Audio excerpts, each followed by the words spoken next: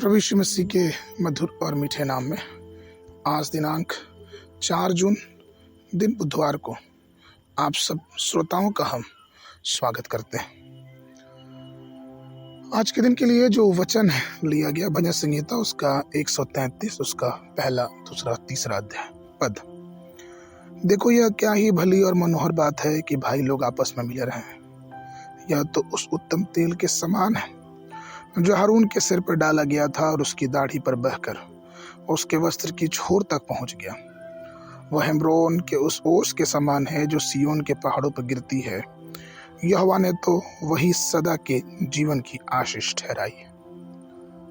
प्रियो, आज का शीर्षक है सुगंधित तेल।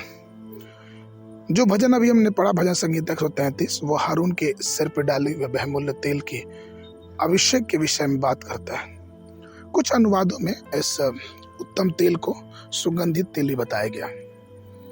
एक ऐसा तेल जो सुगंध देता है और ऐसा सुगंध जो परमेश्वर को भाता है। जैसे फूल की सुगंध मक्खियों को या फिर कीड़े मकोड़ों को अपनी ओर आकर्षित करती है, वैसे ही हमारे जीवन में एक आध्यात्मिक सुगंध होना चाहिए जो परमेश्वर के साथ हमारा एकाग्र बनाए रखना चाहिए।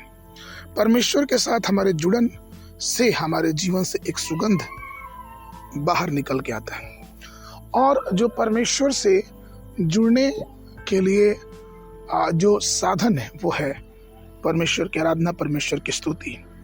जब हम उसके आराधना, उसकी स्तुति, उसकी संगति में रहते हैं तो परमेश्वर का सुगंध भी हमारे जीवनों से झलकता है। हम देख सकते हैं कि परमेश्वर का किस प्रकार की आशीषें हमारे जीवन में दिया है।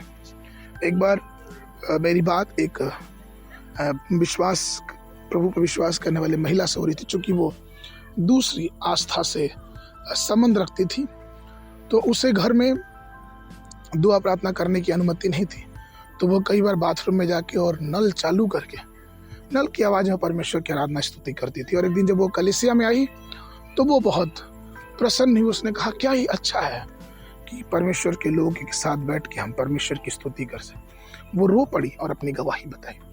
प्रियो, ये जरूरी है कि हम अपने सुगंध को, अपने जीवन के सुगंध को बना रखें, जिससे हमारा चाल चलन दूसरों के लिए एक सुगंधित हो सके और हमारे जीवन में परमेश्वर की आशीषें और बरकतें आती रहें, क्योंकि वो अनमोल है और उससे अच्छा कुछ और नहीं।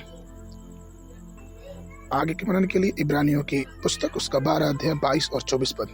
पर तुम सियोन के पहाड़ के पास और जीवित परमेश्वर के नगर स्वर्गीय यरूशलेम के पास और नई वाचा के मध्यस्थ यीशु और छिड़काव के उस लहू के पास आए हो जो हाबेल के लहू से उत्तम बातें कहता है।